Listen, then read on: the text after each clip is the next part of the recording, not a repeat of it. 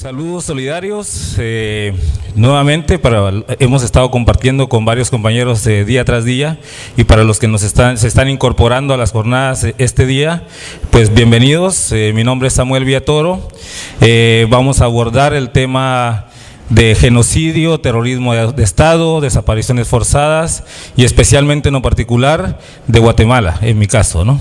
Como pudieron observar, inicialmente puse un video de la compañera Rebeca Lane, que es una activista feminista muy reconocida en Guatemala y pues que aporta desde su arte, desde su cultura hacia el tema de la recuperación de la memoria.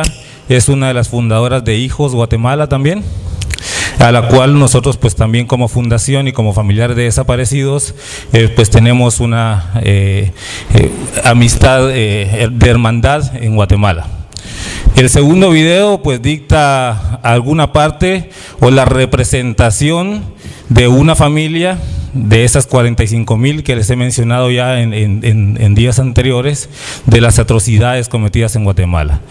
En nuestro caso particular, como la familia Amancio Samuel Villatoro, desde la familia de Amancio Samuel Villatoro, del líder sindical desaparecido, hemos propuesto la creación de la Fundación Amancio Samuel Villatoro, y el objetivo principal es la recuperación de la memoria histórica en el país como garantía de no repetición en la búsqueda de la verdad y la justicia. En ese marco es que nosotros buscamos espacios de participación en el fortalecimiento de uno de los temas de acuerdos de la firma de paz de los que hablábamos ayer, en el tema del esclarecimiento histórico, y en base a eso es que trabajamos dentro de Guatemala, en Latinoamérica, y buscando la solidaridad de organizaciones hermanas para la construcción de una red de familiares de desaparecidos en América Latina. Así es que es un honor participar con ustedes. Y pues el terrorismo de Estado en Guatemala, como fue aplicado en América Latina bajo la Operación Cóndor, con la intención de la eliminación del comunismo en América Latina, Guatemala pues sufrió realmente atrocidades terribles dentro de este contexto que se dio, y especialmente durante la época del conflicto armado interno en el país. En Guatemala realmente no hubieron presos políticos, sino se ejerció la desaparición forzada, ¿verdad? Y actualmente, pues en lugar de presos políticos, lo que tenemos son políticos presos, ¿verdad? Actualmente, por el tema de la corrupción, y militares que hoy han sido ligados al tema de corrupción dentro de su manejo de Estado. Después del surgimiento armado en Guatemala, todas las organizaciones que pensaban distinto al sistema pues fueron atropellados, ¿no? Todos fueron tildados de pertenecer a los 4 frentes guerrilleros del país, y en ese marco pues es donde se inician las desapariciones forzadas. Como contexto histórico, Guatemala, después de el presidente Romeo Lucas García, el cual se le da un golpe de Estado por el general Efraín Ríos Montt, y Efraín Ríos Montt empieza a accionar en las comunidades del occidente del país y en distintas acciones en el base del tema de genocidio en Guatemala, que es justamente las imágenes que se miraban en el video de la compañera, son imágenes de la sentencia que se dio en contra de Efraín Ríos Montt. Son 404 atrocidades, masacres registradas por el gobierno de Guatemala durante la época de Efraín Ríos Montt. Después del golpe de Estado que Efraín Ríos Montt da, se recibe otro golpe de Estado más en Guatemala, ejecutado por el general Óscar Humberto Mejía Víctores en 1982.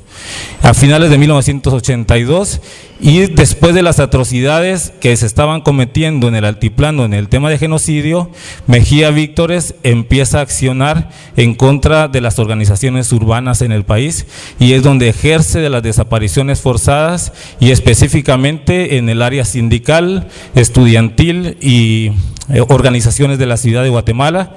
El caso del diario militar es un dato que para nosotros ha ayudado a buscar la justicia transicional de los casos de desapariciones forzadas.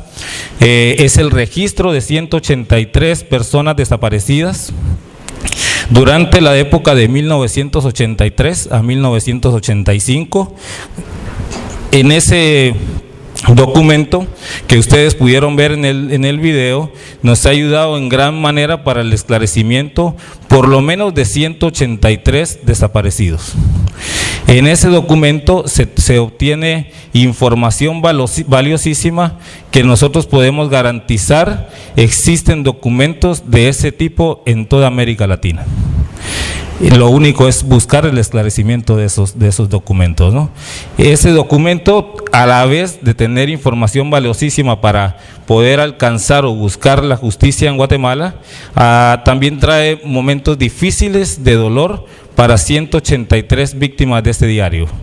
En el caso particular, poderles transmitir que es la primera vez en 1999 que nosotros supimos que Amancio Samuel Viatoro, mi padre, había sido torturado por más de 57 días. Y ese es un dato para los familiares desaparecidos terrible, y un dato que en realidad ha impactado a cada una de las familias. Desafortunadamente, a pesar de que en el caso particular de Amancio Viatoro, que es un caso extremadamente completo en Guatemala sobre las desapariciones forzadas, todavía en este momento, hasta este punto, no hemos obtenido justicia a nivel nacional. Hemos buscado la justicia a nivel internacional en base a la Corte Interamericana. Tuvieron que pasar 7 años de lucha constante en la Corte Interamericana para poder obtener justicia dictada en contra del Estado de Guatemala por la desaparición forzada de Amancio Samuel Viatoro y de 28 compañeros más.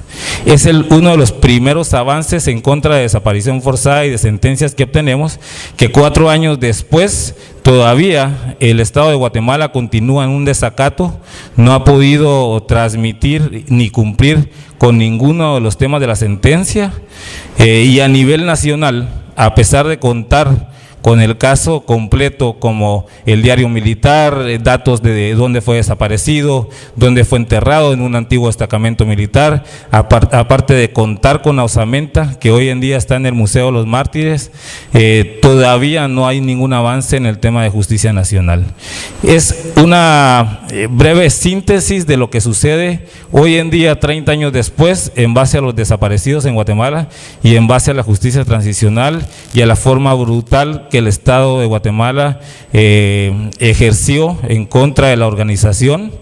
Pero podemos decir que 30 años después, y después de esas heridas causadas por el sistema en contra de la organización y en contra de población civil, porque también es muy importante mencionar que muchos de los compañeras y compañeras que fueron desaparecidos, torturados y ejecutados, si bien es cierto, pertenecían a los frentes revolucionarios en algunos casos, en el momento de su desaparición forzada, todavía no estaban en ninguna zona de conflicto, ¿verdad? Entonces se habla en el tema de la violencia en contra de la población civil de Guatemala, ¿verdad? Es en ese contexto, y en ese contexto es que los 45,000 personas desaparecidas eran población civil. O sea, no se justifica por nada su desaparición forzada, su tortura y su ejecución ejercida por el Estado.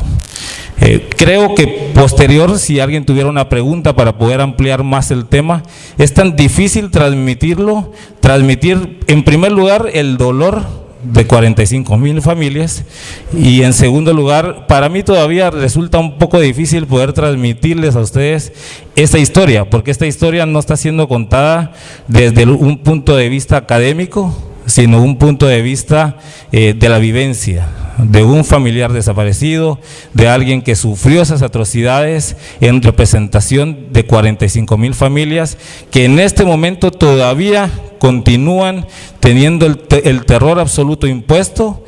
Hemos sido organizaciones pocas las que hemos asumido la responsabilidad de transmitir este mensaje a las nuevas generaciones, de hablar un tema satanizado en mi país, de poder transmitir la verdad oculta realmente, invisibilizada para Guatemala, invisibilizada para en el tema internacional, en los lugares donde yo me he presentado a transmitir la historia y a poder entablar una discusión sobre el tema. todo el mundo ubica a Argentina como uno de los países más golpeados por el sistema de las desapariciones forzadas, pero muy pocas personas saben que Guatemala tiene aún más desapariciones forzadas que Argentina, con una población de 9 millones en ese momento, 45,000 desaparecidos, nos colocan tristemente como en el primer lugar de desapariciones forzadas para América Latina. Del registro de 90,000 desaparecidos en América Latina, que por supuesto sabemos son muchísimas más las desapariciones forzadas, porque no están registradas todas en su conjunto. Solo Guatemala y Argentina pudiéramos decir que abarcaran casi con las 90,000 desaparecidos en América Latina, ¿no?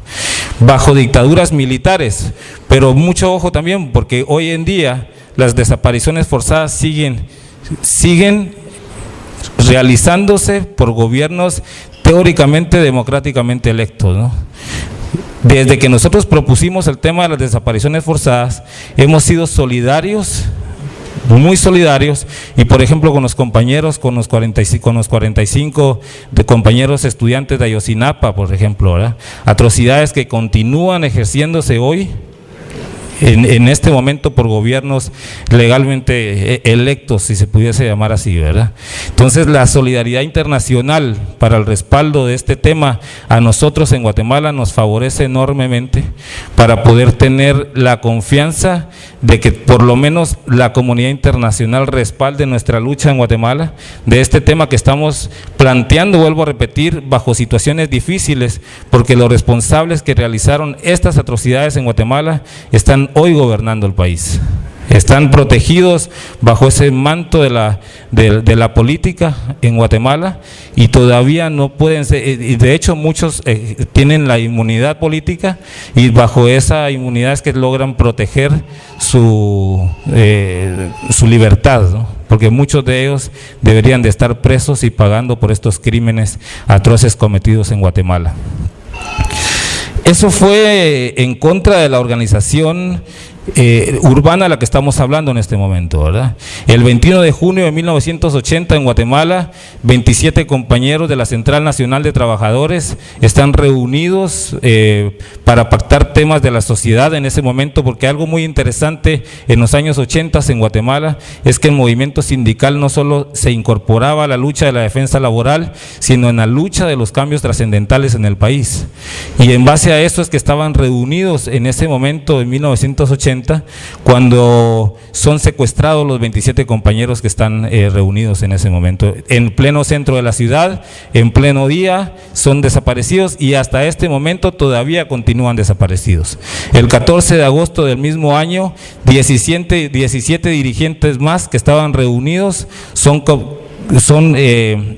nuevamente estaban reunidos en una localidad y son secuestrados y hasta este momento continúan desaparecidos. Mi padre muy valientemente, después de las desapariciones forzadas de estos compañeros en 1980, asume clandestinamente la Central Nacional de Trabajadores, la trabaja por 4 años y lo desaparecen en 1984. Con eso el movimiento sindical desde ese momento todavía hasta la actualidad continúa sufriendo esos desgastes realizados en contra del movimiento sindical. Realmente en Guatemala acceder a ser un sindicalista después de esas atrocidades y hoy en día ser el primer lugar en desapariciones forzadas, es ser el primer lugar en riesgo de ejerción del sindicalismo en Guatemala, es realmente una de las razones por las cuales ninguno quiere ser sindicalista, por ejemplo. En 1978 el secretario de la Asociación de Estudiantes de la Universidad de San Carlos, después de dar un discurso en pleno centro de la ciudad, es ejecutado. El mismo día asume Antonio Ciani y después de asumir la dirección de estudiantes es secuestrado. Y hasta este momento continúa secuestrado. Entonces, así pudieran numerar cada una de las organizaciones sociales golpeadas y así es el terror impuesto en el movimiento en Guatemala. En el tema de genocidio, pues como lo repetíamos, atrocidades cometidas, ayer platicaba el profesor que había sido testigo, él de las atrocidades cometidas en Huehuetenango, donde él estuvo, así pudiéramos mencionar muchos sectores de Guatemala. donde hay y garantizamos mucha evidencia de estas desapariciones forzadas. Mi padre fue encontrado en un antiguo destacamento militar donde funcionaba un destacamento militar, por supuesto, ¿verdad? ¿Estamos ya? Okay. Durante el gobierno pasado del general Otto Pérez Molina, un ex militar retirado, donde los acuerdos de paz de los que hablábamos el día de ayer, una de las garantías era la desmilitarización en Guatemala. Bajo el gobierno de Otto Pérez Molina volvieron a militarizar zonas donde ellos habían cometido atrocidades con el pretexto de mano dura y proteger a la nación de la delincuencia.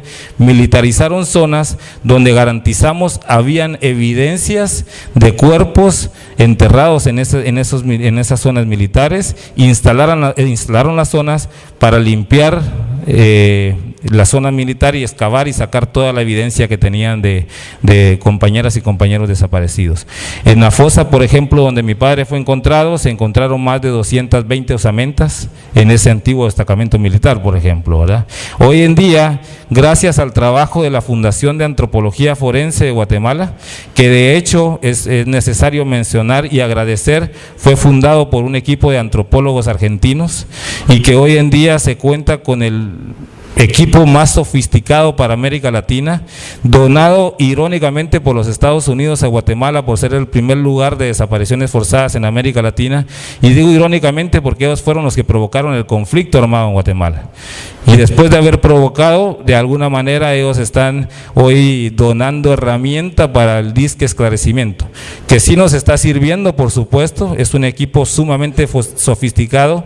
El tema de ADN es un avance histórico en Guatemala.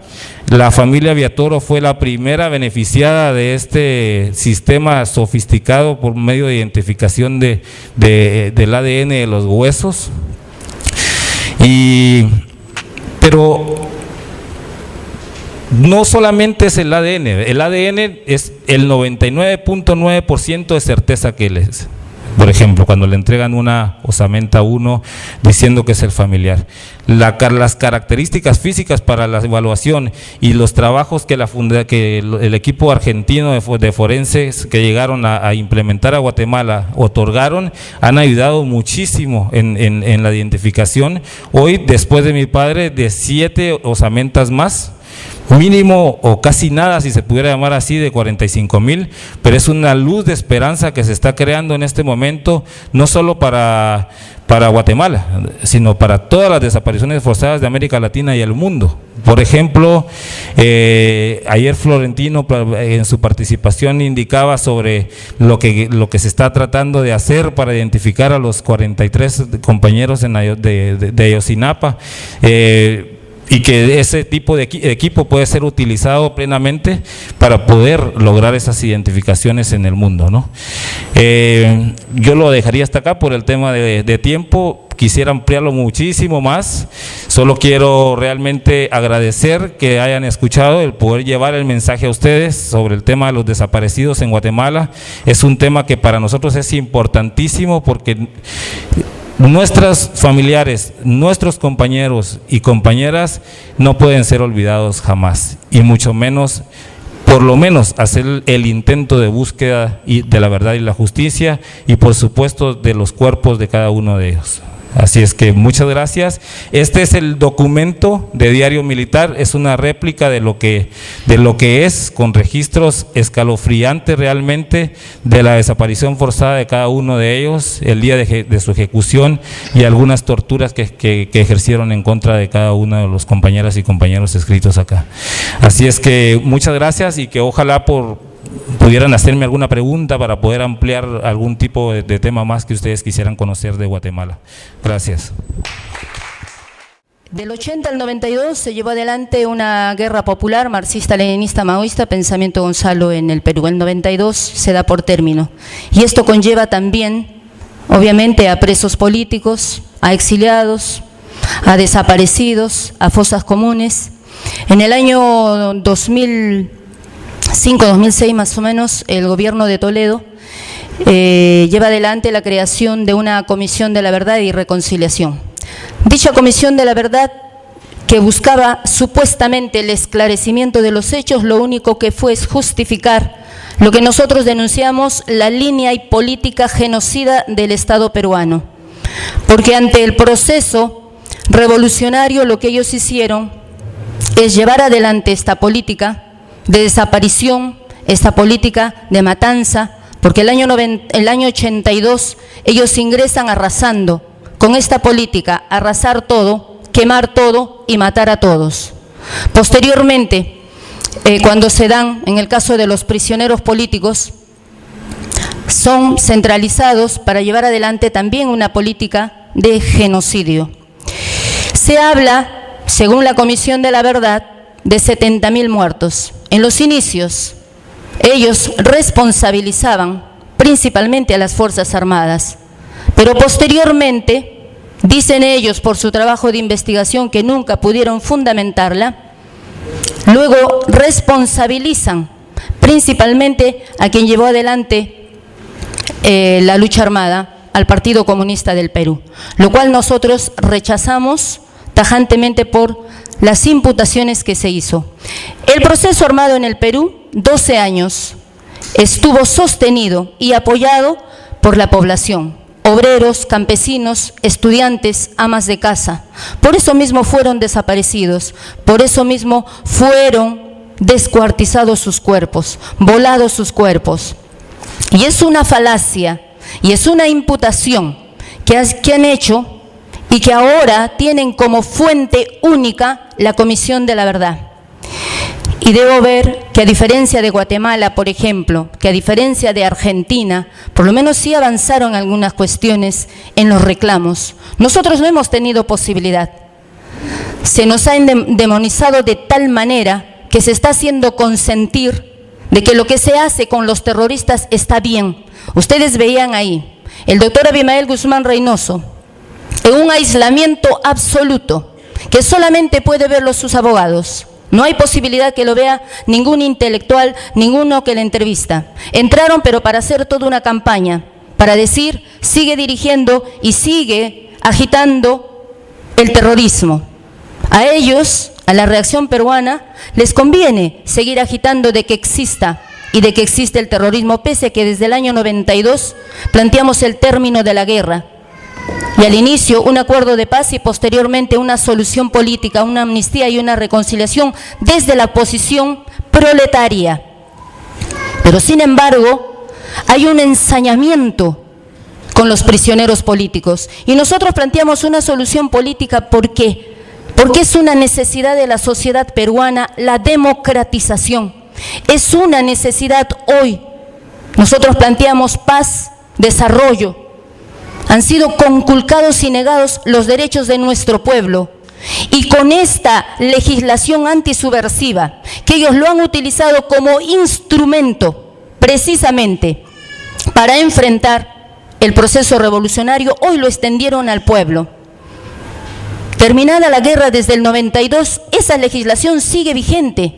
Y con esa legislación es que amenazan, persiguen a nuestro pueblo. Todo aquel luchador social, político, de medio ambiente que se enfrente y que esté en contra del gobierno, inmediatamente se le aplica esta legislación. Ahora mismo, los familiares de los 300 prisioneros políticos que fueron asesinados en un solo día y que no le bastó con matarlos, con asesinarlos, volaron sus cuerpos, los descuartizaron, los dinamitaron, los quemaron en su afán de ocultar ese hecho atroz. Y 30 años después de toda una lucha de los familiares, solamente han podido rescatar 7 cuerpos. De parte del gobierno no hay ninguna voluntad política y sucesivamente algunos, y queda en la historia, de hecho que la historia lo escriben los vencedores. Y como todo, tiene siempre su carácter de clase. ¿Y qué decían, por ejemplo, de Belaúnde Terry, el más grande demócrata? Sin embargo, se dieron los más grandes genocidios y baños de sangre en el campo, en la ciudad y en las prisiones, porque fue así. Posteriormente, Alan García y Fujimori, y aplicaron una legislación draconiana, leyes draconianas que iban de 30 años a cadena perpetua inicialmente, con condiciones inhumanas. No teníamos derecho a nada, éramos seres sin derecho, sin posibilidad, incluso 24 horas encerrados, en celdas de 2x3 y que llegábamos a ser hasta de 6 compañeros. Compañeras y compañeros detenidos, violados no por uno, compañeras 2, 3, 4, 10, hasta que se recuerdan, fueron violados por 10. Compañeras que llegaron a estar embarazadas y nunca supieron de cuál de esos y de su enemigo, y no se le permitió siquiera tener que decidir tenerlo o no, lo tuvieron que tener. Y situaciones sumamente duras, pero nosotros no nos victimizamos porque asumimos una decisión con voluntad y convicción, pero tampoco aceptamos que eso nos impute y diga que fuimos los responsables de las más grandes atrocidades, porque todos los organismos de derechos humanos en el Perú, lo que han servido hasta hoy es justificar la línea y política genocida del Estado peruano. Todos dicen, fueron terroristas. ¿Y qué dice el informe de la verdad? Fueron ellos los que iniciaron y provocaron la violencia, y lo que hizo el Estado y el ejército peruano fue solamente defenderse. Y no es verdad. Nosotros no inventamos la opresión y la explotación de nuestro pueblo. Quienes se levantaron en armas no encontraron, ellos no inventaron a los campesinos sumidos en la más absoluta pobreza. Por eso es que nosotros planteamos, fueron ellos los que aplicaron una línea y política genocida. Nosotros nos encontramos con que dicen, Sendero Luminoso, lo que hacía es que todos aquellos que no estaban de acuerdo los asesinaban, los mataban a los campesinos. No es verdad. Había un proceso armado y había una revolución.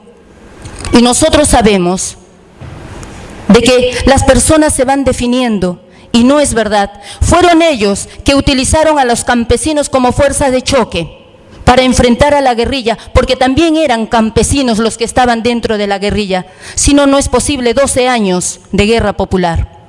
Y hay toda una campaña siniestra para lo que ahora están haciendo, para decir, bien merecido se tiene cadena perpetua, bien merecido se tienen que no tengan ningún derecho. A lo largo de todos los años, tuvimos, y nuestros compañeros, que enfrentar una lucha por la condición de prisioneros políticos, porque se nos quería, y como hasta ahora, hacer consentir de que éramos criminales asesinos, para negar el contenido y el carácter de un proceso revolucionario, eminentemente político, no delincuencial. Y entonces ahora aplican el derecho penal del enemigo. Potencialmente sigue siendo peligroso. Entonces ya no te juzgan ni te sentencian por lo que hiciste, sino por lo que potencialmente pudieras hacer. Y la legislación hasta ahora se sigue renovando. Los exprisioneros que hemos salido en libertad no tenemos posibilidad, por ejemplo, de trabajar en ninguna institución pública. No tenemos derecho a participar políticamente porque lo han decretado por ley. Así como ahora hay un proyecto de ley de uno de los legisladores para que el homenaje y el entierro que han hecho los familiares a sus hijos, a sus esposos, a sus compañeros, sea tildado de delito de apología, por lo que están pidiendo 12 años. Esas son las condiciones, y los prisioneros políticos tuvieron que llevar adelante toda una lucha, primero, por defender y exigir su condición, por su vida misma. Por eso el año 85, Alan García, ingresando nada más, hace su primer genocidio con los prisioneros políticos y asesina a 35 compañeros, los incendia vivos. Por eso, el 4 de octubre para nosotros, y lo declaramos por esa sagacidad y entrega de nuestros compañeros, el 4 de octubre como Día del Prisionero de Guerra del Perú, porque entregaron sus vidas. Y esos cuerpos nunca nos los entregaron porque fueron completamente quemados. El año 86 se da el genocidio del frontón Lurigancho y Callao. 300 compañeros asesinados en un solo día. Y ahora, cuando ustedes pueden ver en los medios de comunicación, todos hablan del terror, el mausoleo del terror o el nicho del terror, pero nadie habla de que asesinaron a 300 personas, y muchos de ellos jóvenes, estudiantes, trabajadores, y que después de asesinados y que aún no encuentran sus cuerpos, fueron declarados inocentes. Posteriormente, el año 92, Fujimori, otro genocidio contra los prisioneros políticos, 51 compañeros asesinados, pero ellos tenían el plan. Fujimori da el golpe el 5 de abril del año 92 y tenían preparado otro genocidio. Cuando se les antojaba, centralizaban a los prisioneros y después los descentralizaban. Los desperdigaban para aislarlos completamente de sus familiares. Desde el año 92 se aplica toda una política de aislamiento absoluto y de castigo. Solamente podían tener visita una vez al mes y familiares directos. Entonces, esas son las condiciones, compañeros, de las que están nuestros compañeros. No es verdad aquello que Sendero Luminoso abría la barriga de las mujeres, que Sendero Luminoso entraba al campo y asesinaba a todos aquellos que estaban en contra, que Sendero Luminoso asesinó a los ayanincas porque se oponían. Sendero Luminoso llevó lo que no pudo llevar el Estado, que ejercieran su derecho y un principal derecho político por excelencia que tiene el hombre, la transformación de la sociedad. Eso hasta ahora que podía plantear. Y lo otro, compañeros, en una situación que el día de ayer lo planteaba también, y es otra de las exigencias que nosotros tenemos. Ustedes han visto en las condiciones en que está el doctor Abimael Guzmán. Estamos planteando el cierre del penal militar de la base naval del Callao. Estamos llevando adelante una campaña a nivel internacional. Siendo civil, él está en un penal militar, que es inconstitucional, no solamente en la legislación peruana, sino a nivel internacional, y a quien se le niega absolutamente todos sus derechos. Algunos se preguntarán cómo salió el libro. Se tuvo que hacer con grandes y largos esfuerzos de años, porque el libro fue escrito el año 93. Antes salió otro libro donde está la estrategia legal, y que precisamente gracias a eso la mayoría de los prisioneros políticos pudimos salir en libertad y pudimos traernos abajo una legislación que era totalmente violatoria, donde sumarísimamente te condenaban a cadena perpetua, pero ya la tenías una y podías tener 2 cadenas perpetuas, como está sucediendo hoy con el doctor Abimael Guzmán Reynoso y los dirigentes del Partido Comunista del Perú, porque ellos ya fueron sentenciados a cadena perpetua de todo el proceso de la guerra, del 80 al 92, pero ahora están arguyendo nuevos casos, así como para otros prisioneros, y evitar que salgan en libertad, que es el caso de Victoria, de Margot y de Osman. Hasta ahí, compañeros, cualquier otra pregunta después. Muchas gracias. Compañeras y compañeros, agradecer nuevamente a los compañeros del Partido Revolucionario Marxista-Leninista, agradecer a las compañeras y los compañeros que en esta mesa nos acompañan. El día de hoy ha tocado hablar precisamente de una situación difícil que la historia de nuestros pueblos en América Latina y más allá de estas fronteras se vive. Y cada uno de nuestras organizaciones, cada uno de nosotros, pues ha tenido que aportar en vidas, en libertades, en esta lucha de clases.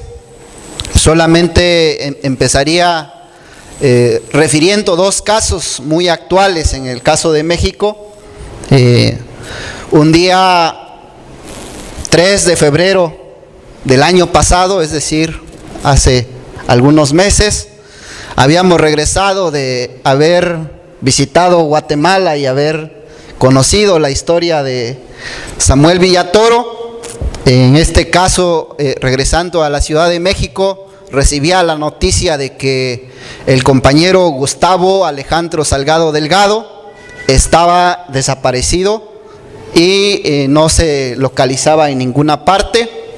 Inmediatamente una comisión de nosotros nos trasladamos al lugar en el estado de Morelos.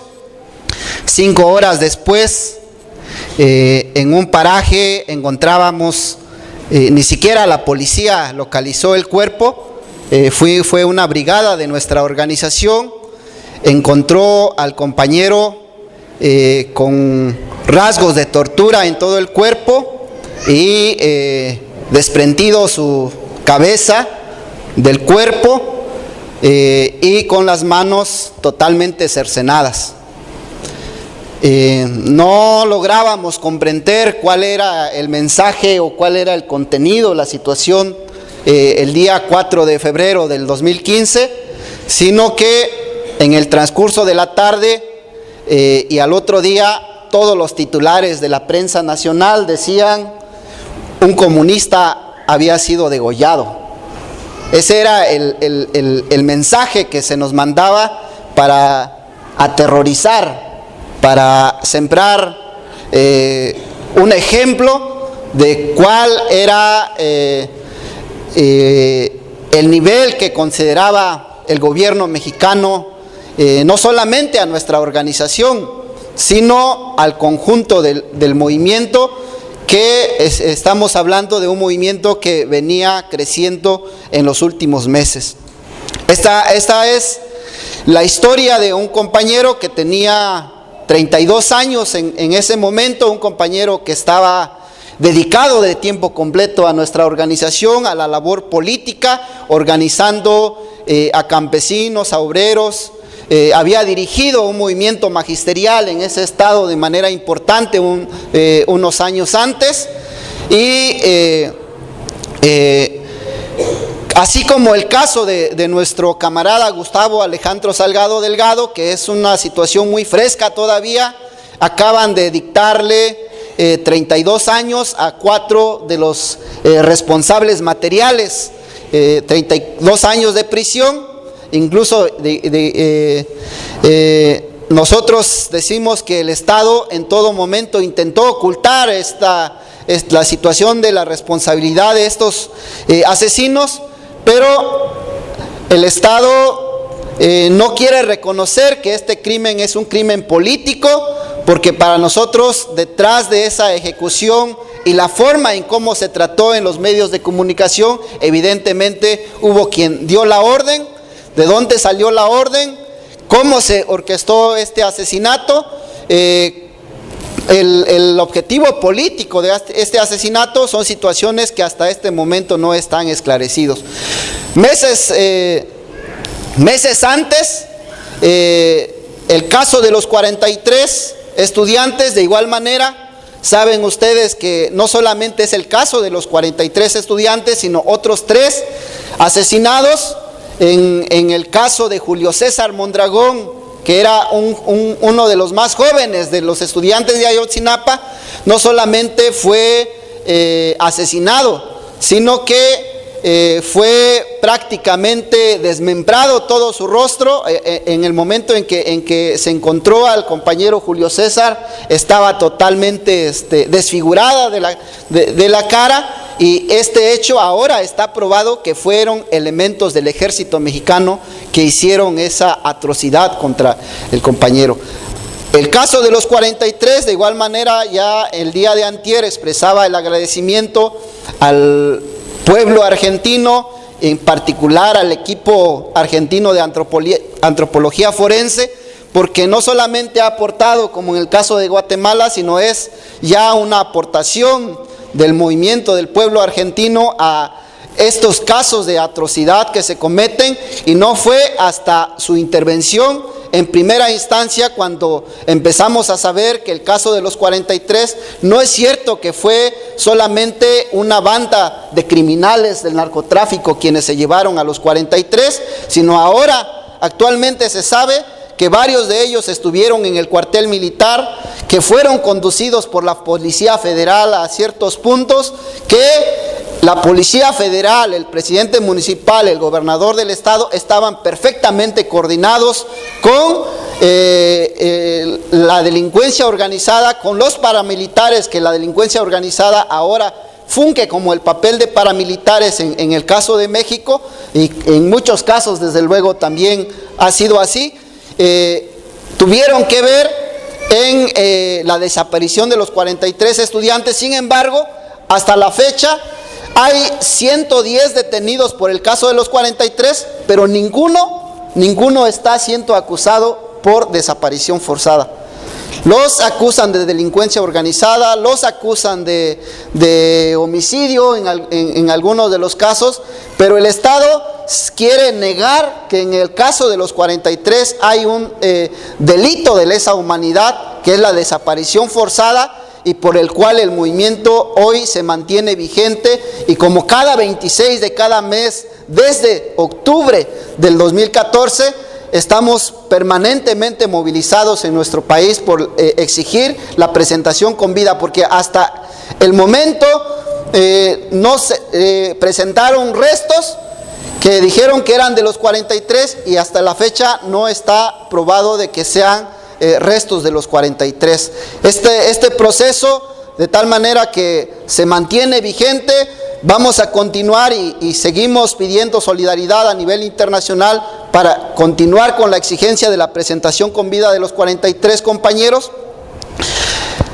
Ahora, para nosotros es importante que efectivamente, como decía la compañera del Perú, en estos temas, cuando tratamos del tema de las desapariciones forzadas, de los presos políticos, del terrorismo de Estado, además de denunciar, es importante tener claro que, como en el caso de México, en el caso de cada uno de nuestros países, cuáles son las raíces de esta política de terror, de este proceso de fascistización, como decimos nosotros en México, que se vive, es decir, de un proceso.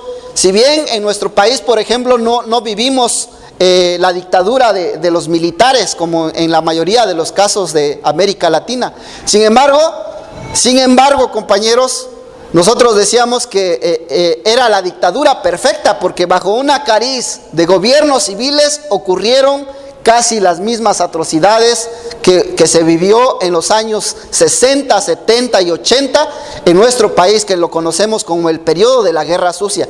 Y hubo igual desapariciones, hubo igual ejecuciones extrajudiciales, hubo igual presos políticos, que ahora, a partir de los primeros años del nuevo ciclo, aparentemente empezaba a haber una cierta apertura política en el país. Sin embargo, de unos 5 a 10 años para acá, hay un franco retroceso en el proceso de apertura que había en México.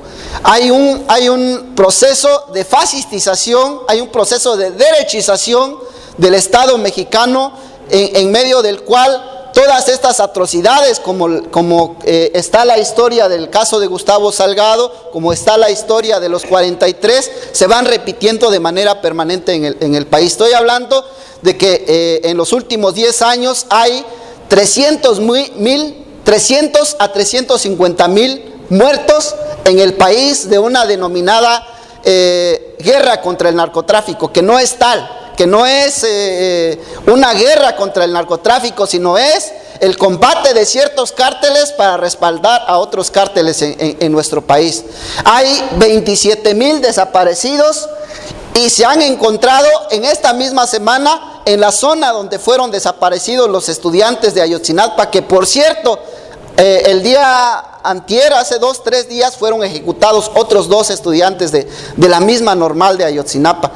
En esa zona se han encontrado 40 fosas clandestinas donde hay decenas y decenas de cuerpos que hasta este momento pueden corresponder a los 27,000 desaparecidos en el país. En todo el país se han encontrado decenas y decenas de fosas clandestinas, en donde no solamente el pueblo mexicano ha sido afectado, sino muchos de los desaparecidos también son los migrantes de los hermanos pueblos de Honduras, de El Salvador, de Guatemala, que transitan por nuestro país para buscar cruzar el río Bravo y llegar al otro lado de la frontera.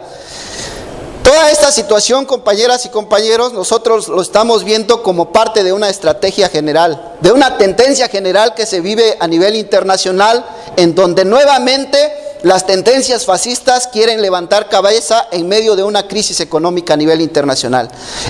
La llegada de Macri aquí en Argentina, la destitución de Dilma en Brasil, toda esta faramalla que se está haciendo con Donald Trump en los Estados Unidos, que al final de cuentas, en el caso de Estados Unidos, no hay una candidata demócrata y un fascista. En realidad es una faramalla, decimos nosotros, para exaltar las tendencias xenófobas y fascistas en Estados Unidos, pero al final de cuentas el triunfo de Hillary Clinton no va a significar ningún cambio en la política norteamericana, sino se mantiene esa tendencia de crecimiento de fascistización a nivel internacional. Entonces, en nuestro país, gran parte de esta política terrorista, fascista, se ejerce con el consentimiento de los Estados Unidos, con el financiamiento de los Estados Unidos. Hay un plan que se llama Plan Mérida, que para no profundizar en ella es el símil, la copia del Plan Colombia.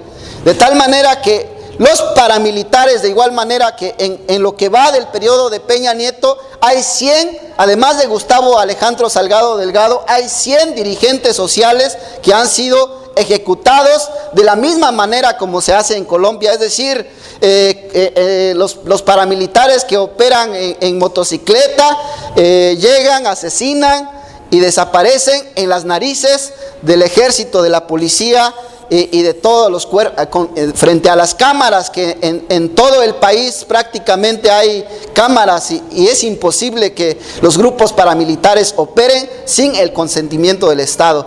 Este Plan Mérida está recibiendo entrenamiento militar. Los marines estadounidenses tienen el paso libre y la operación libre dentro del país.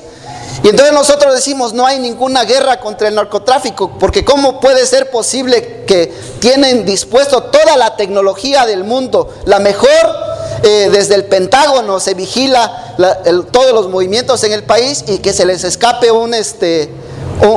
el narcotraficante más, uno de los más fuertes en todo el mundo, el Chapo Guzmán, en un penal que se supone es de máxima seguridad en el país. Cuando se dice que ese mismo narcotraficante no fue detenido precisamente por soldados mexicanos, sino por marines que habían sido enviados del Pentágono desde los Estados Unidos. Es decir, son ejemplos que nosotros tenemos para sustentar que efectivamente esta guerra tiene el objetivo de desarrollar una militarización frente al ascenso del movimiento de masas que se vive en el país, frente al crecimiento de la lucha de los pueblos y los trabajadores, en oposición a esta política de derechización, esta política de fascistización que se vive en nuestro país, y que el objetivo fundamental es, sobre todo en toda la zona sur-sureste del país, completar la militarización, que ya en distintas zonas está prácticamente, la policía no juega ya el papel fundamental de la seguridad, sino es el ejército en las calles, que no debería, incluso constitucionalmente en el país se dice que el patrullaje del ejército está prohibido en tiempos de paz, pero en la vía de los hechos se está ejerciendo mediante esta política de la guerra o la aparente guerra contra el narcotráfico, que no es más que la justificación de la militarización del país, no es más que la justificación de la criminalización de la protesta social, porque de igual manera, en el caso de nuestra organización, creo que la organización que tiene más presos políticos en el país. Tenemos 43 compañeros presos políticos de más o menos 700 presos políticos que hay de las distintas organizaciones en todo el país. Tenemos a 5 compañeros, además del caso de Gustavo Salgado, tenemos 5 compañeros desaparecidos a lo largo de la historia de nuestra organización. El primero, Manuel González, en 1978, el segundo, Gregorio Alfonso Alvarado López, el 26 de septiembre, que justamente coincide con la fecha de los 43, y además el gobernador de ese estado que estaba fue el mismo que desapareció a nuestro compañero Gregorio Alfonso Alvarado López, un dirigente también comunista en el país. Y más recientemente, en el 2007, uno de nuestros compañeros dirigentes campesinos, Lauro Juárez, indígena él, que también en la región sureste del país organizaba a los campesinos, fue desaparecido y hasta la fecha no tenemos información. El último caso del desaparecido que tenemos es Gabriel Gómez Cañas, 25 de abril del año 2011. Entonces, esa es a grandes rasgos algunos de los datos generales de cómo está la situación de terrorismo de Estado, cómo vemos que es una tendencia hacia la fascistización que sigue creciendo, pero también está encontrando su respuesta, que es el crecimiento de la movilización de masas del país, y que además, como decía yo al inicio, de exponer y denunciar eso, nosotros creemos que la respuesta tiene que ser la unidad, tiene que ser construir un movimiento fuerte, poderoso, unificado en cada uno de nuestros países y a escala internacional para enfrentar esta tendencia que no es solamente de uno u otro país, sino es una tendencia generalizada en el mundo. Gracias, compañeros. La cordillera que se levanta como una línea divisoria y de frontera, para nosotros es un puente de unidad entre el pueblo mapuche del otro lado y el pueblo mapuche de este lado. Puel Mapu, Gulu Mapu. La nación mapuche tiene un pensamiento ancestral, filosófico, cosmocéntrico, que propone la relación armónica de la vida, la reciprocidad entre los pueblos y para con la naturaleza. Si realmente somos mapuche, gente de la tierra, gente que pertenece a la tierra, que tiene un modo de vida en la tierra, jamás podríamos ser capitalistas. Es contradictorio, absolutamente contradictorio ser mapuche y ser capitalista. Entonces los mapuches, donde nos plantamos, empezamos a interpelar, por ejemplo, el latifundio. Hoy, antes de estar aquí, de comenzar el evento, charlaba con un grupo de jóvenes y le decía, en Argentina, el único movimiento que ha empezado a desalambrar, y no con guitarrita y canciones fogoneras, sino a desalambrar verdaderamente el latifundio, es el pueblo mapuche. Muchos de los empresarios multimillonarios que han encontrado en la Patagonia un refugio, un espacio que es muy lucrativo y que por otra parte se dice que en la nueva configuración global de la afectación que tiene el cambio climático en el mundo, ciertos sectores de la Patagonia van a quedar preservados y todavía la vida allí va a ser posible. Entonces muchos multimillonarios que manejan información están comprando territorio en la Patagonia. Y esto ha generado justamente que la Patagonia se vaya convirtiendo en un lugar de élite, donde la vida es absolutamente cara. Y estos señores, ricos y famosos, se han topado con la resistencia mapuche. Los mapuches le hemos puesto una barrera, le hemos dicho hasta aquí. Y esto le ha sucedido a multimillonarios como Benetton, donde se están realizando procesos de recuperación territorial de un empresario de la moda italiano que tiene 1 millón de hectáreas. Yo no sé cuántos de ustedes han tenido posibilidad de estar por la Patagonia. Se dice que hay aproximadamente media persona por kilómetro cuadrado. Y es caminar kilómetros y kilómetros y kilómetros y que toda esa tierra, todo ese territorio pertenezca a un señor. Mientras vemos como contradictoriamente el hacinamiento de cantidad de personas que no tienen ni siquiera 1 metro cuadrado para poder construir su vivienda. Eso está pasando en la Argentina asimétrica, eso está pasando en Chile también. Entonces la nación mapuche está desalambrando y está interpelando el latifundio en acciones directas. La nación mapuche le está poniendo un freno a la avanzada de las empresas forestales, ya no solo en Gulu Mapu, en Chile, donde las empresas norteamericanas, como ustedes veían en el video, están devastando cantidad de bosque, cantidad de territorios, de monte. De hecho, vengo hace muy poquito, hace apenas 2 semanas, llegué de Chile de visitar las cárceles y estar con la machi Francisca Linconao. No sé si han escuchado hablar de ella. Es una presa política, es una hermana espiritual nuestra, es una mujer medicina que está presa por defender un cerro. Por defender un cerro. Me cuenta ella que cuando volvía de asistir, de sanar a personas mapuches y no mapuches en el Hospital Intercultural de Imperial, se topa con que en su comunidad había entrado una empresa forestal y había empezado a desmontar todo el bosque, todo el cerro de donde ella sacaba la medicina. Su dolor, su rabia, su indignación la llevó a comunicarse con los supuestos representantes de los intereses indígenas, la CONADI, que acá sería el INAI, por ejemplo, en Argentina, y indignada le reprocha que cómo habían permitido que pasara este empresario forestal a territorios de la comunidad sin consultar a la comunidad y hacer esta devastación del bosque, del cerro. Entonces el tipo, burlándose, le dijo, bueno, haga una demanda. Y ella le contestó, claro que la voy a hacer. Y la hizo. Y le llevó años y ganó. Llegó su caso a la Corte Interamericana de Justicia y el empresario se tuvo que ir. Y eso fue imperdonable. No le pudieron perdonar a ella que iniciase un camino de uso de un reconocimiento de derecho, de un instrumento legal que decía el gobierno que ponía a disposición del pueblo mapuche para ir justamente contra los intereses de este empresariado capitalista que avanza sobre el bosque de nuestros territorios. Ella está presa.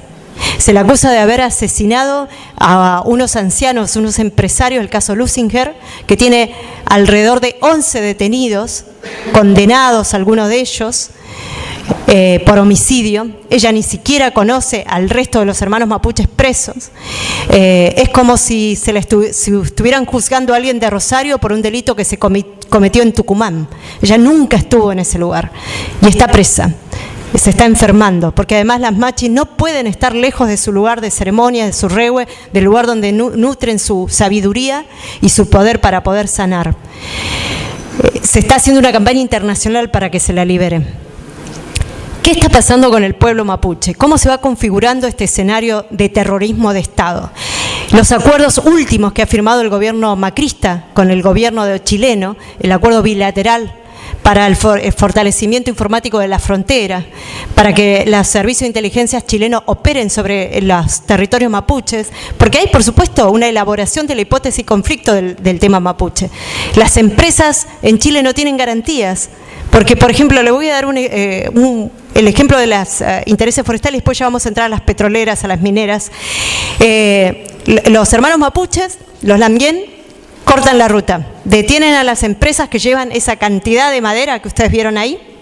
Entonces vuelan los camiones, hacen sabotaje contra el material, contra la herramienta del empresariado.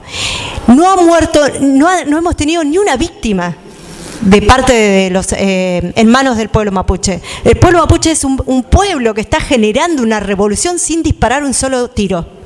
Los muertos son solo de nuestros lados, los presos son solo de nuestros lados. Lo que sí hacemos es sabotaje contra las herramientas de ese capital, de esa expresión imperialista sobre nuestros territorios. Entonces, las empresas han tenido que reforzar la seguridad. Entonces ya le pagaban el sueldo no solamente al camionero, sino al de la seguridad privada que tiene que ir con el camión. Porque los sueldos de los camioneros ya no son los mismos, porque el camionero dice, estoy arriesgando mi vida porque estoy entrando a territorio mapuche, entonces tienen que pagarle más. Y se empiezan a aumentar los costos porque no hay garantías, no hay seguridad. Entonces empiezan a producir herramienta legal, el Estado, para cercenar todos los derechos mapuche, empiezan a construir la figura del terrorista mapuche para poder dar garantías al terrorismo ecológico de estas empresas. Una de las principales empresas que tiene cantidad de muertos mapuche, que tiene cantidad de encarcelados mapuche, hoy opera en Argentina bajo el nombre de Alto Paraná en la provincia de Misiones. Y después, cuando esté dando la otra ponencia, voy a hacer figurita repetida, en el día de hoy vamos a hablar de lo que está haciendo la empresa Alto Paraná con el pueblo guaraní. Entonces el pueblo mapuche está dando pelea no solamente por los derechos fundamentales como nación, porque eso somos una nación, sino también por un modo de vida en la tierra. El pueblo mapuche está peleando por una nueva matriz civilizatoria, está cuestionando estos modelos de Estado, está cuestionando estructuralmente al sistema, está cuestionando la lógica con que se ha construido esta matriz civilizatoria. Hoy escuchaba al compañero sobre no solamente la configuración del escenario en donde se aplica justamente esta política de terror por parte del Estado, sino también las diferentes etapas con que se va configurando ese escenario. Yo pensaba, hoy día las principales luchas que tenemos desde la nación mapuche, tanto en Puelmapu, que lo que hoy es Argentina, como Gulumapu, lo que hoy es Chile, es contra el extractivismo, contra las empresas extractivistas. La primera característica de lo que relataba el compañero que ha sucedido en México, nosotros ya la hemos visto consumada. Y también lo comentaba la compañera de Perú. Los grupos de choque, las fuerzas de choque que operan. En este caso en Argentina, como en Chile, las fuerzas de choque empezaron a ser de los propios trabajadores. Un tema que yo les mencionaba a los compañeros antes de empezar y que me llamó la atención que no estuviera puesto dentro del temario, es los conflictos, tensión que existen hoy entre el sindicalismo y los distintos sectores sociales en lucha. El modelo sindical en la Argentina, el modelo sindical en Indoamérica, frente a las políticas globales extractivistas, ¿no?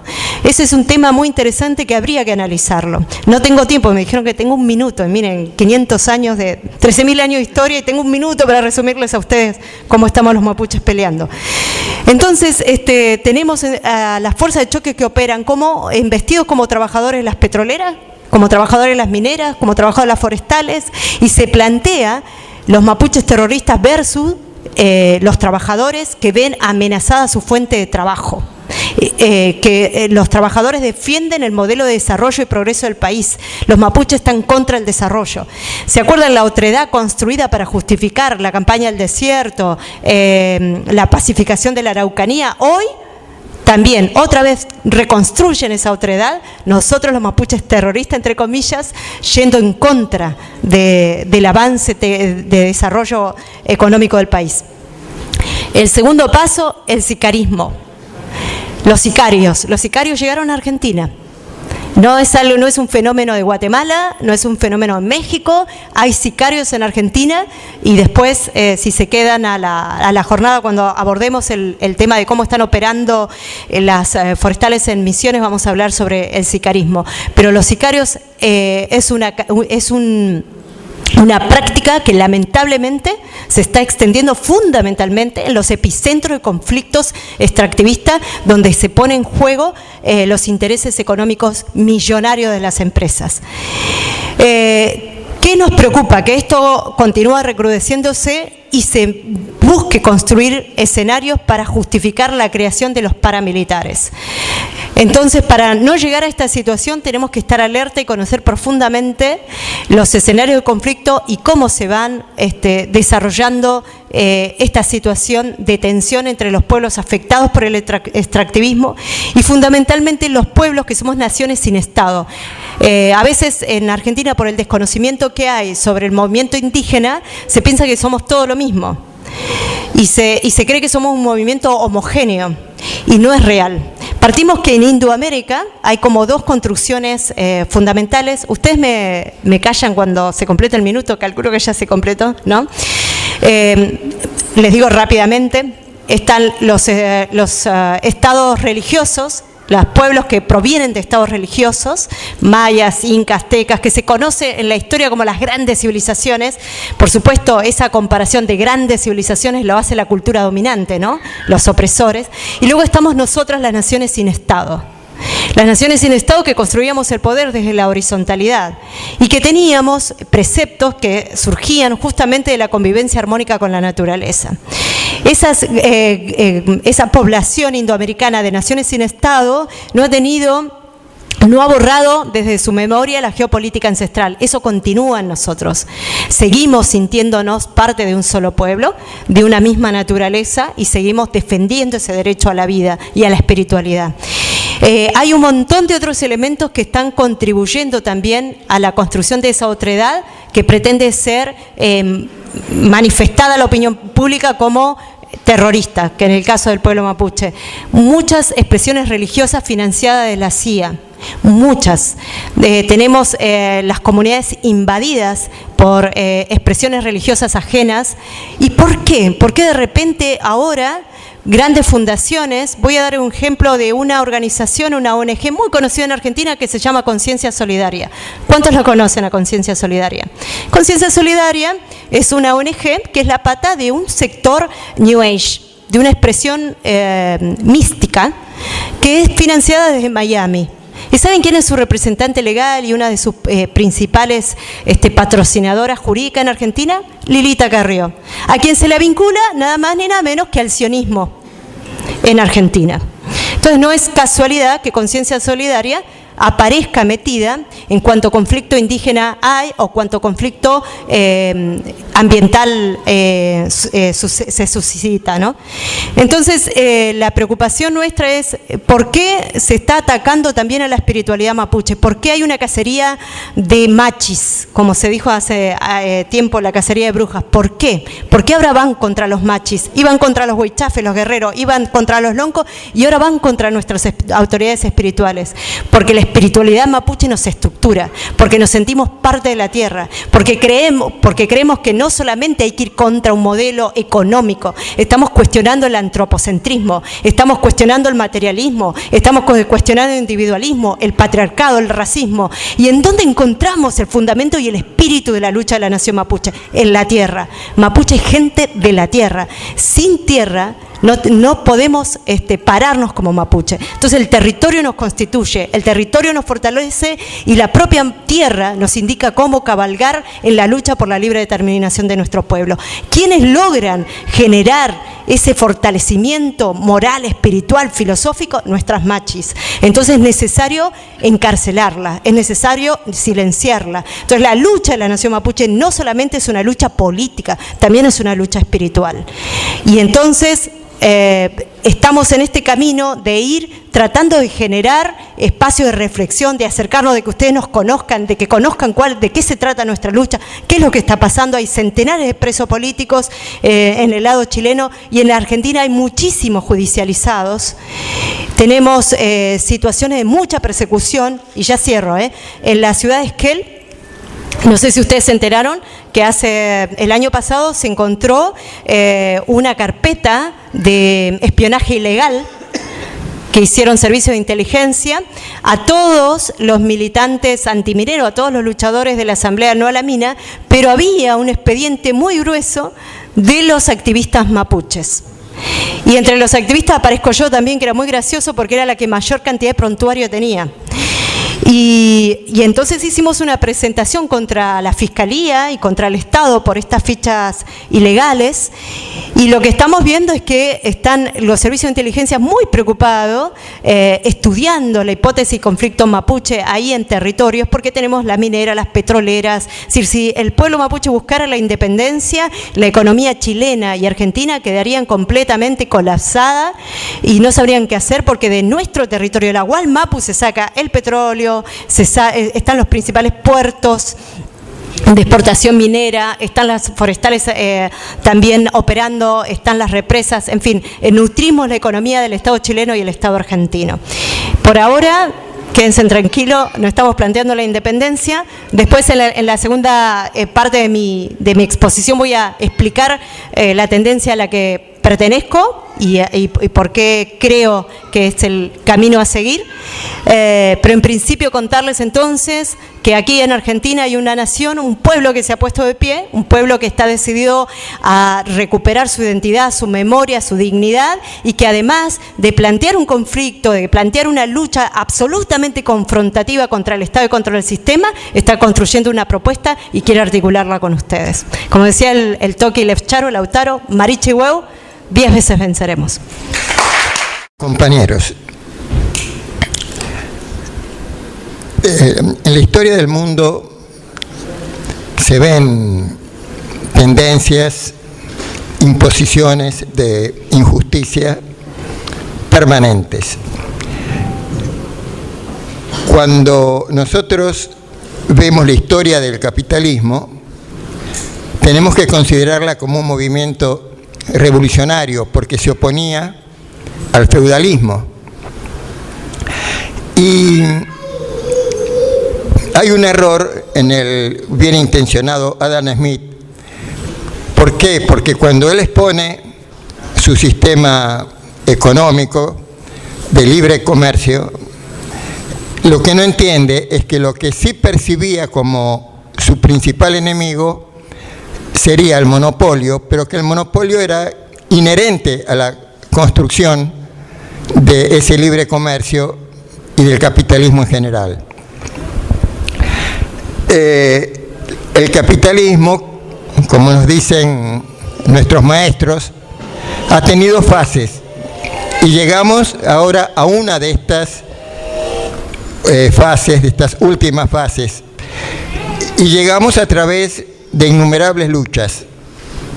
Nosotros en la Asociación de Exdetenidos Desaparecidos tenemos una consigna que es que nos desaparecieron por luchar y luchamos porque aparecimos.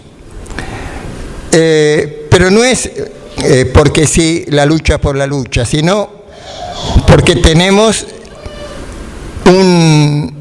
una vocación de sentirnos de un solo bando, que es el bando del socialismo, el bando de la justicia social, el bando de las mayorías, en contra precisamente de aquellos que están en esta última etapa que se está desarrollando del capitalismo, que es la del dinero produciendo más dinero, y que a su vez esto lleva a un hambre capitalista que va a terminar desfagocitándonos a todos si no los paramos antes. Nosotros tenemos en la Argentina una larguísima historia de lucha, y en el continente desde ya tenemos como un enorme primer genocidio, que es el genocidio sobre los habitantes originarios.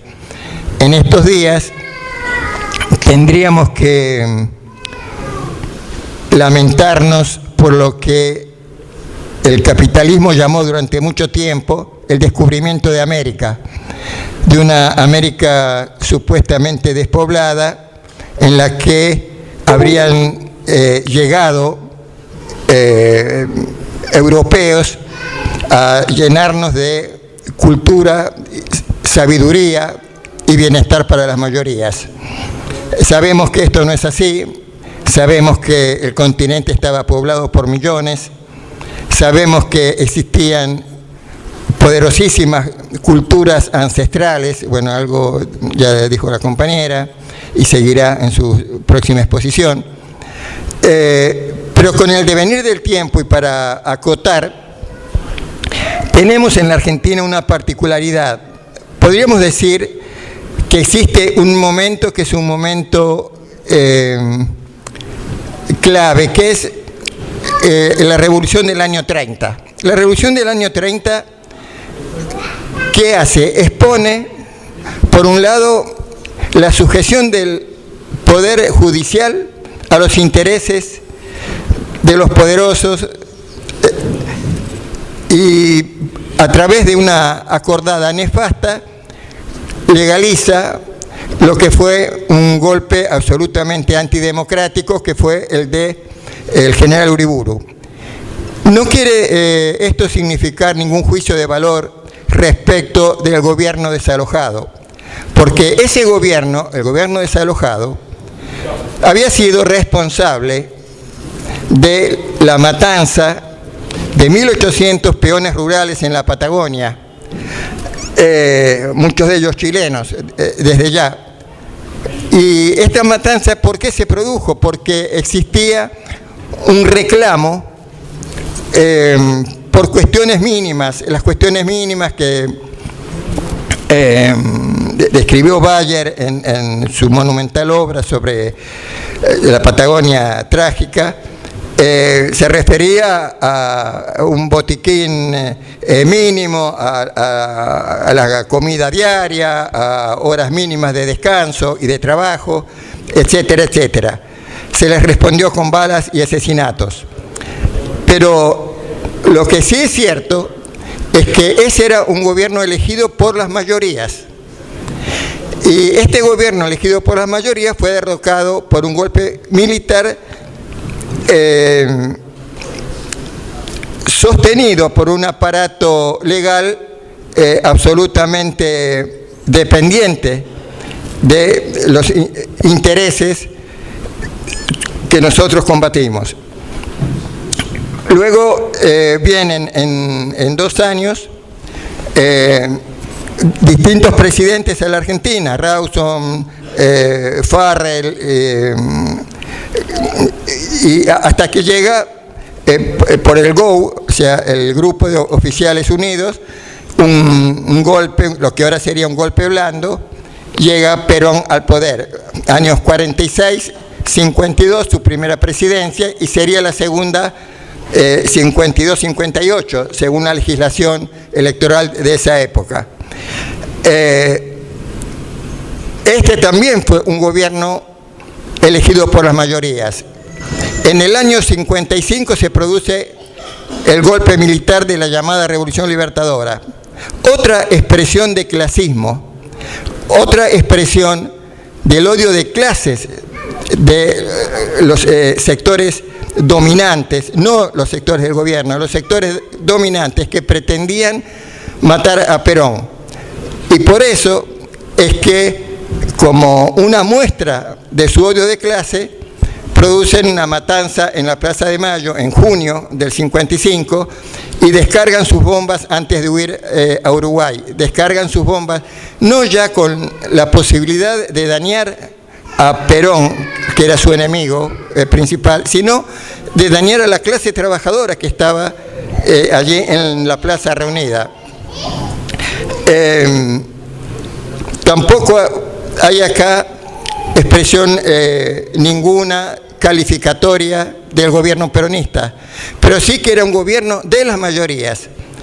Y comenzó la prohibición tan solo de mencionar el nombre de Perón o Eva Perón, la destrucción de una cantidad de elementos que en muchos casos eran absolutamente necesarios para la clase trabajadora, para los niños a través de la Fundación Eva Perón, etcétera, y la prohibición política de presentarse a elecciones y de hacer campaña por estos dirigentes. Llegamos a elecciones con el gobierno de Frondizi. A Frondizi se le hace un golpe a los 2 años precisamente, acusándolo de haber tenido una conversación, una reunión con Ernesto Che Guevara.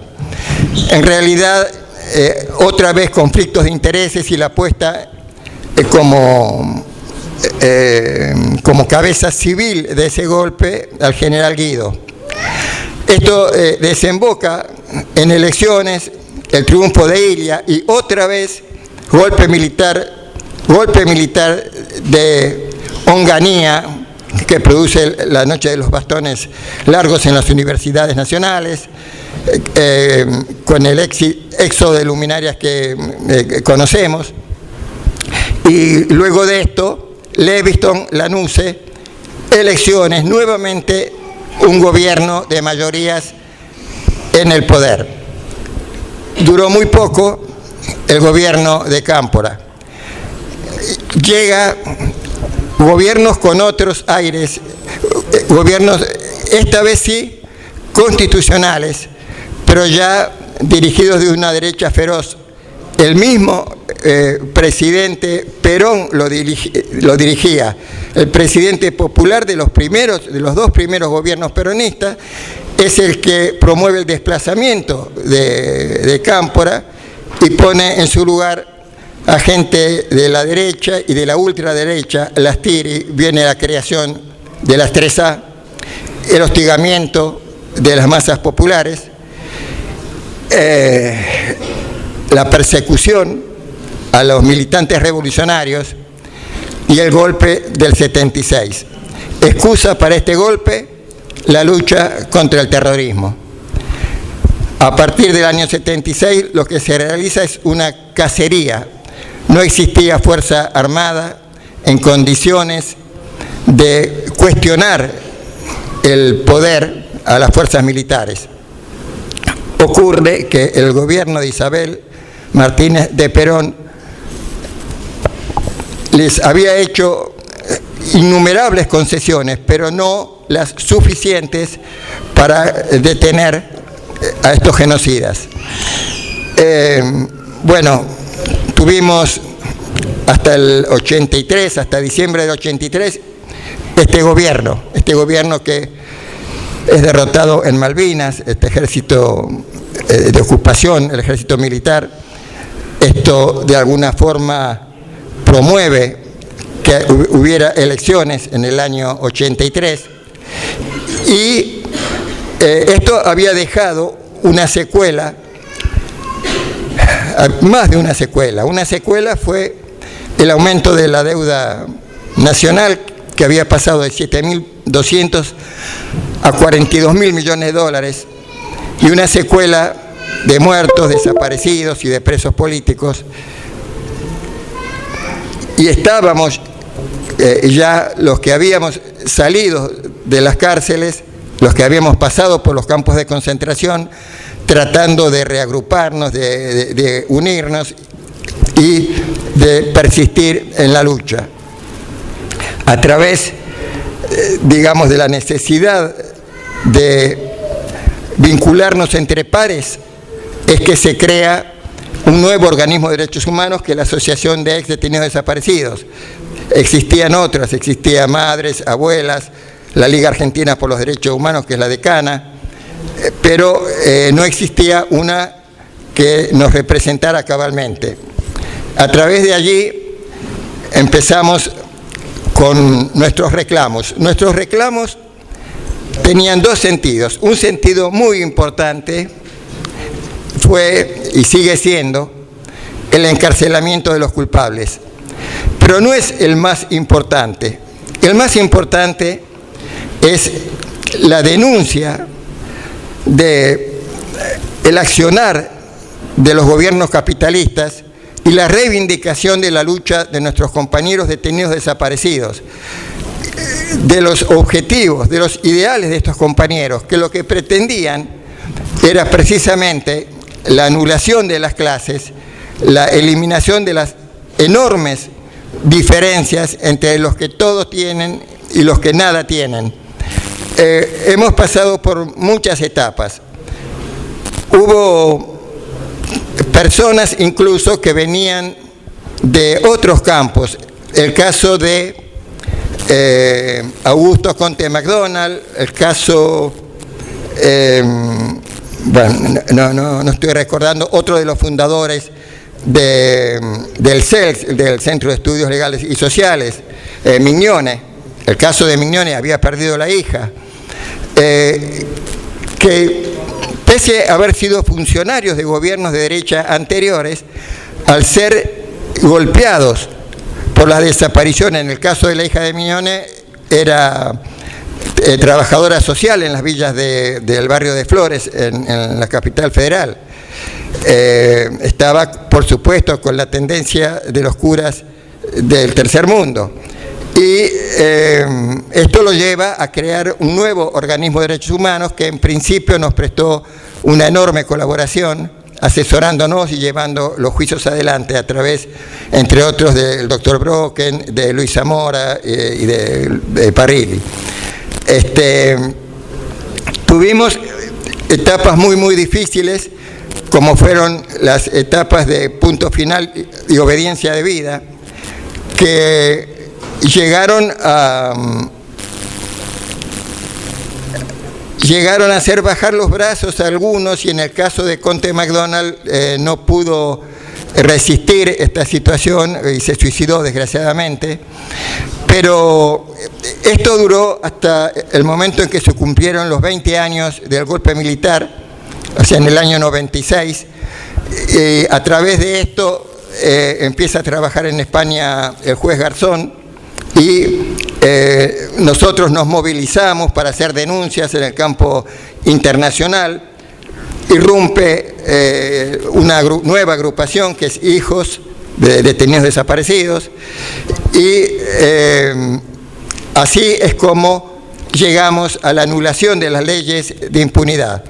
Actualmente existen unos 2.600 procesados, de los cuales tenemos juzgados a unos 1.200. El 45% de ellos tiene cárcel domiciliaria. El resto, hay un 2% de prófugos, y al entrar en un periodo de gobierno, a partir de diciembre del año 2015, la situación ha ido empeorando para el campo de los derechos humanos. Nosotros tenemos una cantidad de organismos que antes se dedicaban al estudio de circunstancias que hacían al terrorismo de Estado. Gracias a ellos, por ejemplo, se pudo probar la culpabilidad de los aviadores que tiraron a compañeros desde la Escuela Mecánica de la Armada al río. Existen elementos que tienen que ser ya productos de la investigación, de la burocracia y de la papelería inherente al desarrollo de los gobiernos, y no tanto del testimonio de aquellos que padecimos en carne propia el terrorismo de Estado. Pero allí tenemos trabas, porque esto implicaría vincular al sector económico, o sea, al sector civil, que fue el beneficiario de este genocidio. ¿Por qué digo genocidio? Porque fue terrorismo de Estado, porque fue planificado para cambiar las condiciones de vida sociales, culturales y políticas del país. Y en cierta forma lo consiguieron. ¿Por qué lo consiguieron? Porque lo que descabezaron fue lo mejor que teníamos de una clase política revolucionaria que no se renueva así como así. Me decía un compañero dirigente en una oportunidad en el año 77 que él tenía que cuidarse. Este compañero, Roberto Cristina, estuvo conmigo en un campo de concentración, Vesubio, y por supuesto que no se cuidó tanto, pero me decía que no era por él, sino porque costaba mucho crear un dirigente de masas, un dirigente revolucionario. Y tenía razón, y los militares lo sabían. Ahora se trabaja o trabajan los militares de otra forma. El capitalismo ve que por manejos burocráticos y pseudodemocráticos se puede lograr casi lo mismo sin necesidad de gritos ni de sangre. Y está en esta onda expansiva de hacerse cargo mediante golpes, de los que se denominan golpes blandos, de los gobiernos progresistas de América. Creo que existe una situación que es la situación de las masas, que es la única que puede revertir esta tendencia. Nosotros sabemos de la enorme concentración de capitales. Esta concentración de capitales que se produce en los paraísos fiscales es una expresión de la voracidad del capitalismo. El capitalismo no tiene reparos en destruir la tierra, no tiene reparos en destruir, como decía la compañera, los bosques, los montes, las minas a cielo abierto, los ríos, porque la suya es una mera acumulación infinita de capital. Y si tienen que arrasar el planeta, como lo están haciendo, lo van a hacer. Pero allí está la reserva, porque hasta los animales, ante el tsunami, perciben que sus vidas están en peligro y se alejan de las costas. Y las grandes masas, a las que nosotros tenemos que tratar de que no lleguen a esa instancia, pero si no fuéramos capaces de lograrlo, las grandes masas van a percibir que en la lucha contra el capitalismo les va la vida. Y ese va a ser el último momento para que despierten y se sumen a la lucha por la dignidad de los pueblos y por la exterminación de aquellos que los están oprimiendo. Nada más, compañeros.